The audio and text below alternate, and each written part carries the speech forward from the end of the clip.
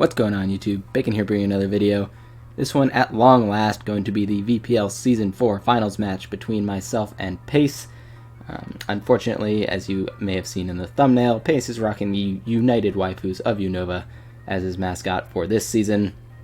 And unfortunately for us, neither Pace nor Finn were able to defeat the damn weeb before he made it all the way to Finals. So we're just going to have to take care of that ourselves. Of course, you may have seen my previous videos where I defeated John and Tyler on my way to the finals on my side of the bracket. So Pace has had a very good season, played much better than anybody expected, I think, coming into the season. We've met 3 times, I believe, now in the past. So we met in Season 1. I beat him, I think it was 3 or 4-0. Season 2, he beat me, I believe, 4-0. And then in Season 3, I believe I beat him 2-0 during the regular season. So this is our 4th meeting. A chance for him to tie up the series and, of course, win himself a nice VPL championship here. But I'm obviously looking to grab my second one. This is the 3rd consecutive time I've been to the finals match in the VPL, and I intend to go out on a high note. This is my last game in the VPL, at least for the foreseeable future. I'll be retiring from the VPL. Not from Mons entirely, obviously. I've got plenty of other projects going on, but for the VPL, this is going to be my last game, unfortunately, so I definitely want to end on a high note here. But Pace has a very threatening team on tap, and like I said, he's had a very good season to this point, so I definitely wasn't going to kind of count anything out. He tends to bring some pretty wild stuff, so I want to be prepared for as much as possible in this matchup. Anyways, looking at his team, he's got the Volcarona, Hippowdon, Araquanid, Deblade, Serena, Malamar, Mega Lopunny, Thunderous Therian Form, Sigilyph, Uxie, and Electros. His Z-move users are the Volcarona, Thundurus, and Uxie. Obviously, Volcarona and Thundurus, really great setup sweepers that can take advantage of those Z-moves, Z-Gigavolt Havoc, Z-All-Out Pummeling, that kind of stuff from the Thundurus, and then, of course, Z-Bug Buzz or Z-Fire Blast from the Volcarona are typically the things that you'll see run. Quiver Dance Sweeper in Volcarona, very threatening for my team to deal with. I don't really have a good kind of counter Scarfer to deal with it, so I'm basically just going to have to prevent it from getting free setup as much as possible this game. The Thundurus definitely, I think, would be carrying Focus Blast versus me, if not Titanium Z, because I do have the Mega Aggron, I do have the Piloswine, which would probably be my best check to that thing in general. He does have some coverage issues with Thundy, but if he just wants to use it as a breaker, he could run like Nasty Plot 3 attacks, put in some work against me. HP Flying was definitely something I had on my radar. It's obviously going to blow away my Buzzwole, and also doubles its coverage for my Roserade, so I wouldn't be too surprised to see him run like Thunderbolt, HP Flying with Z Focus Blast on a Nasty Plot set. I could definitely see him running that this week. Could potentially run like a bulkier set to take on my Tornadus if he wants to, but I feel like that's kind of suboptimal in this matchup. And then, of course, Choice Scarf is also an option for him to counter Scarf my Victini and my Hydreigon, and also, of course, outspeed my Tornadus at base speed. So, yeah, that's kind of what I was thinking from the Thundurus in this game. Volcarona, 100%, I'm thinking like a setup variant, probably carrying Giga Drain to help hit my Piloswine a little bit harder and get him some health back. Obviously, that's going to hit my Vaporeon as well, which are kind of my best 2 defensive responses to the Volcarona. And then other than that, Mega Lopunny was for sure coming because it outspeeds my whole team. It does have some issues versus me, though, because I do have the Buzzwole. Mega Aggron can take a hit from it if it needs to. Tornadus can take a hit from it, so definitely still a good matchup, I think, for Lopunny, but it's going to have some trouble kind of breaking through my team. He might be able to use it as a late game cleaner this match. But otherwise, I think it's going to have a little bit of a difficult time breaking through things that it would normally be able to get through, or where it would normally be able to break through during those points in the game. It's going to have a difficulty doing versus my team. And then everything else, like, he had a couple options he could bring. He could bring webs if he wanted to, but I don't think webs are very good against me in general, so I wasn't necessarily expecting to see the Araquanid this game. Electros makes a lot of sense if it's his defensive response to my Tornadus. Could definitely be running Assault Vest on that thing. Uxie, just kind of expecting kind of a Stealth Rock set, might be running T-Wave to hit my Victini, Hydreigon, Tornadus, that kind of stuff. I could definitely see him running T-Wave 4. I was a little concerned he might run Mental Herb because you see I'm running Taunt on my Tornadus, but I haven't seen him run Mental Herb all season, so I would anticipate he'd be running something else. But it was definitely something I had to keep in mind.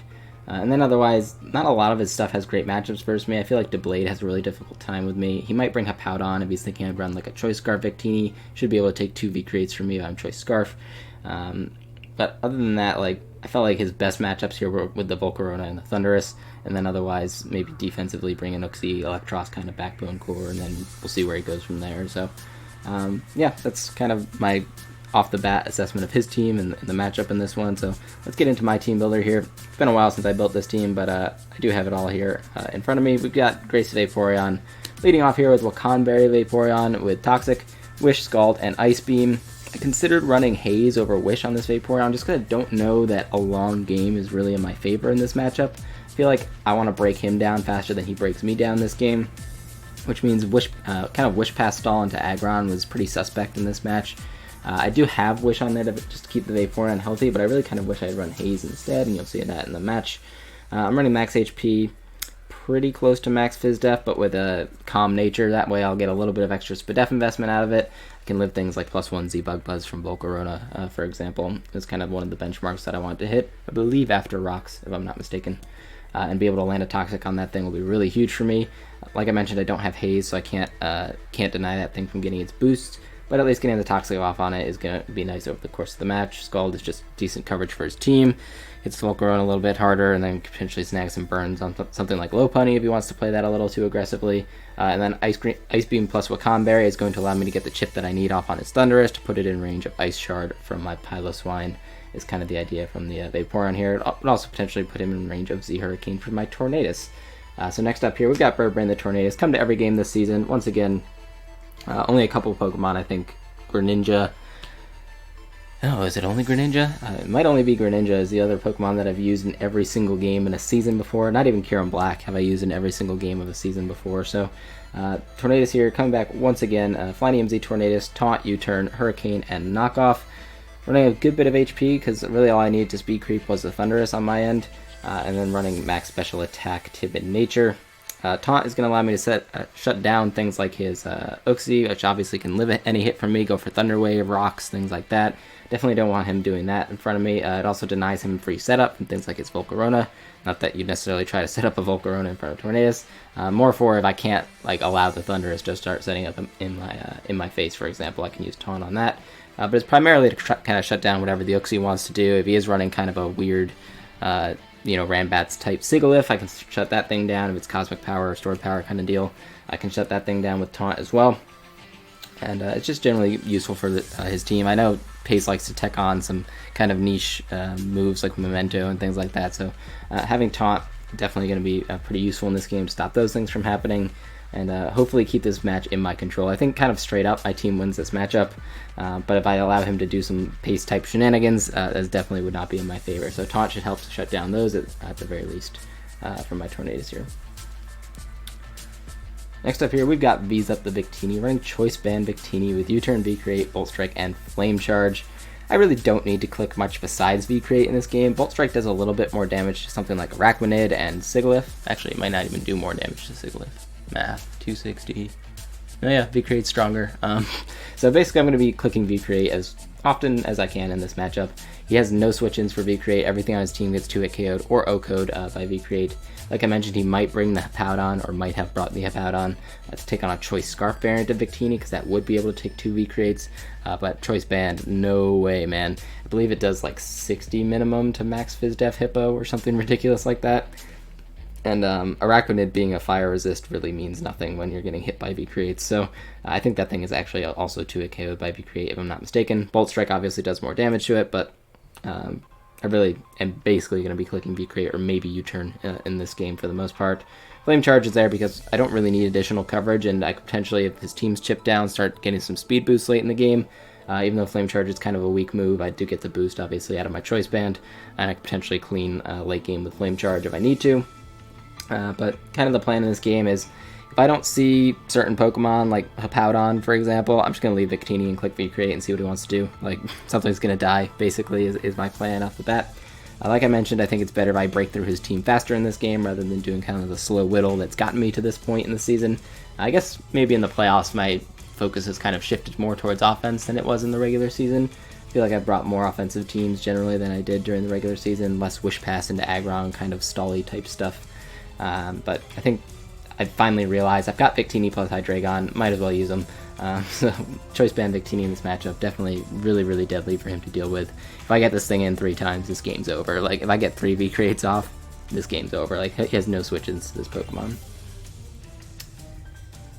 Next up here is Bane the Buzzwole, running Rocky Helmet Buzzwole with Bulk Up, Roost, Leech Life, and Earthquake, running max HP, good bit into physical defense with an Impish Nature. I believe I was just speed creeping Electros, if I'm not mistaken. I hit 227. Could be no speed something, I'm not really sure. No, I was probably just speed creeping the Malamar. I don't know. Anyways, definitely not Malamar. Running mostly Fizz Def Buzzwole here with the Rocky Helmet to take on the Lopunny. Lopunny cannot 2-hit KO me with Return. I don't believe it can even 2-hit KO me with Last Resort, if I'm not mistaken. And he will be taking Rocky Helmet Chip over the course of the match. I'll put him in range of things like my Hydreigon's Dark Pulses, which he might need to kind of switch in on over the course of the game. Basically, the idea is just to slowly whittle down the Lopunny and bulk up in its face, and I'll beat that thing 1v1 bar Toxic. And even if he is carrying Toxic, I still should beat that thing 1v1. He can't hit me, basically, with his Lopunny, so it basically forces it out.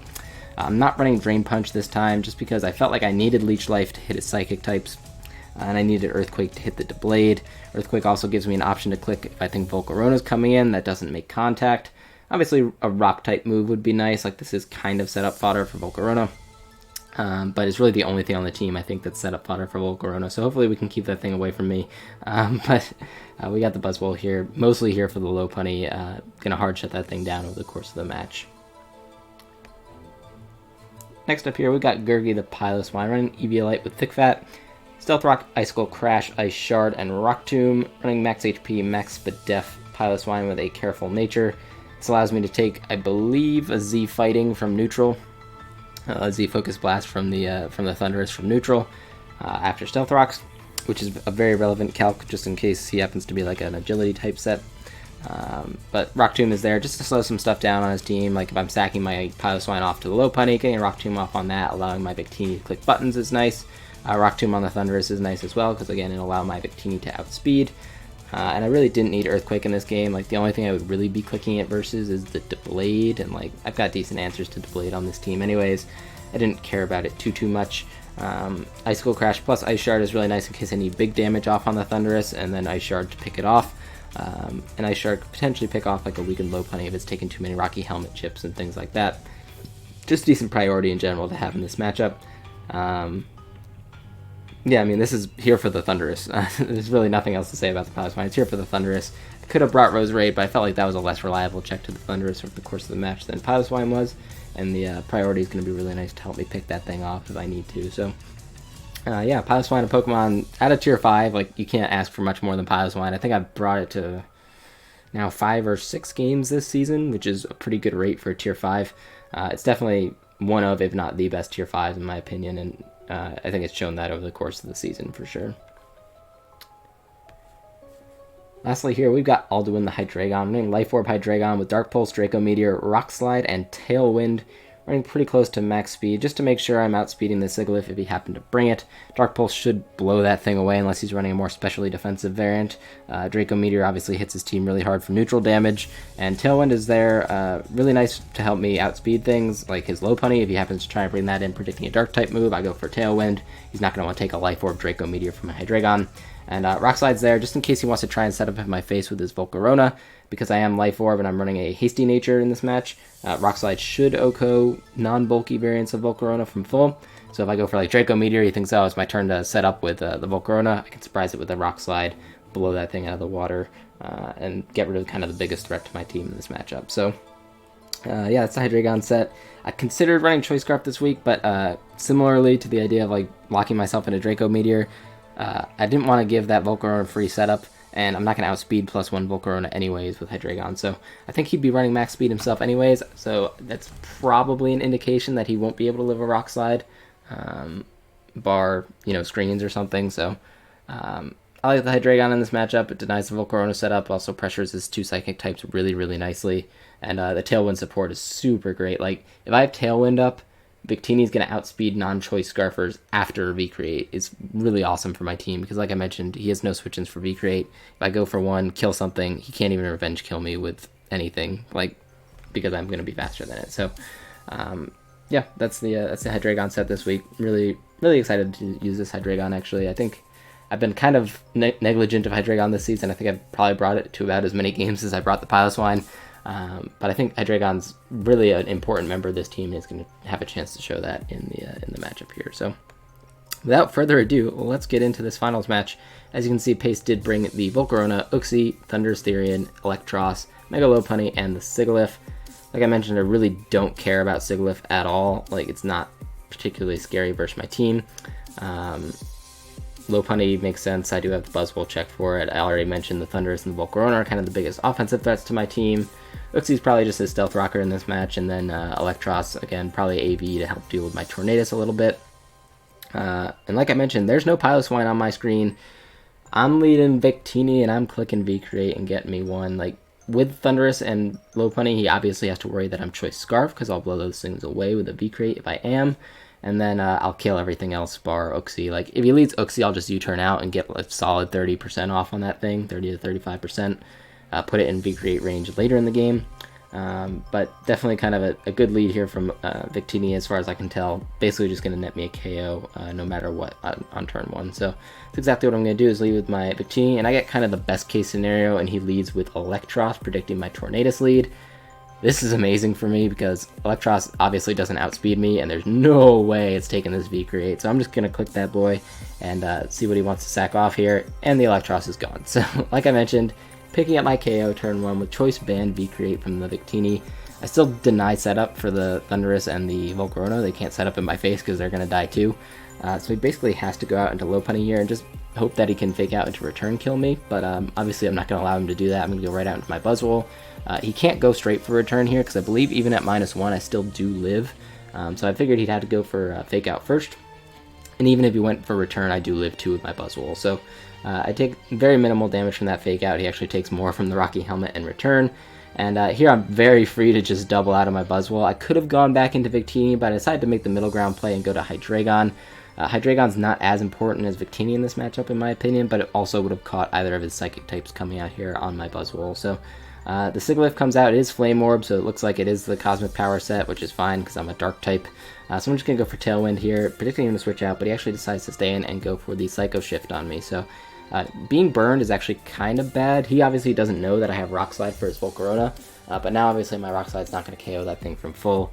Definitely, I mean, maybe I should have just clicked Dark Pulse there, but he didn't have a whole lot of switch-ins for Dark Pulse. Obviously the Sigilyph is going to die here to a Dark Pulse, but I decided to click Tailwind there just to kind of give me some insurance against the Volcarona setting up. I could potentially go like hard out into my Victini to deny him setup, for example. So I felt like Tailwind was just kind of the best overall play in that instance. And I'm still able to KO the Sigilyph with Dark Pulse on the following turn. So Low punny comes out here. Again, we're under Tailwind, so he's got to go for Fake Out first. Like, you can't go for a Fighting type move here because I'll just kill you with Draco Meteor. So he's going to go for Fake Out here, get a little bit more chip off on my Buzzwole as I get more chip off on him. That Low punny's looking mighty low at this point in the game. And I'm just going to stay in with my Buzzwole here and click Leech Life. He doesn't really have good Leech Life switch-ins, and I don't think he'd risk his Volcarona right off the bat. So I'm going to get some good chip damage actually off on this Uxie. I wasn't sure if he would go like Thunderous that turn, so I wanted to get some chip damage off on the Thunderous to guarantee that it was in 2-hit KO range of Ice Shard. So I went for Leech Life there just to get a little bit of damage off instead of doubling out. And Hydreigon pretty much comes in for free on Uxie unless he predicts me and goes for a Dazzling Gleam. Unfortunately, he goes for Knockoff here, which is going to remove my Life Orb from my Hydreigon, which kind of sucks because now I probably won't KO the Uxie from the range it's at with Dark Pulse. So what I'm going to elect to do here is instead of going for Dark Pulse, I'm going to go for another Tailwind. Again, just to try and deny him free setup with things like his with his Volcarona. So Tailwind here, again, being pretty clutch for me in this game, giving me that kind of opportunity to say don't set up with Volcarona because I'll just go hard Victini and kill something. You can't kill me from full with his Volcarona anyways, so really kind of no drawback going for Tailwind there. As the Low punny comes out, I'm just going to go Victini. Whether he fake outs, whether he returns, whatever, I can just pick up a KO. He unfortunately doubles out into his Uxie, potentially trying to take a Draco with it. But, you know, that's fine. I can just go for U-turn this turn, get some big chip damage off on this Uxie. As you can see, I do 35% there. Make sure it's in range of a V-Create later in the game, or a Dark Pulse from my Hydreigon. And I'm just going to U-turn out into my Hydreigon, thinking he might go for T-Wave, might go for Stealth Rocks, but he actually goes for Memento. So this is really good Volk setup fodder right now. I'm at -2. I'm burned. I can't hit it with my nice little Rock Slide there, and I don't even have my Life Orb anymore. So this is straight up setup fodder. Whether he goes Thunderous or whether he goes Volcarona will tell me a little bit about each of their sets. The fact that he goes Volcarona first, I think Thunderous, if it was a setup variant of Thunderous, would have been the better play there. We'll see a little bit later what his set actually was. But I think if it was a setup variant of Thunderous, that would have been the better play there. So I'm thinking now it's kind of not potentially a setup variant. But obviously it's a free Quiver Dance for his Volcarona, which is very scary for me. I have to get a Toxic off on this thing. I have no choice.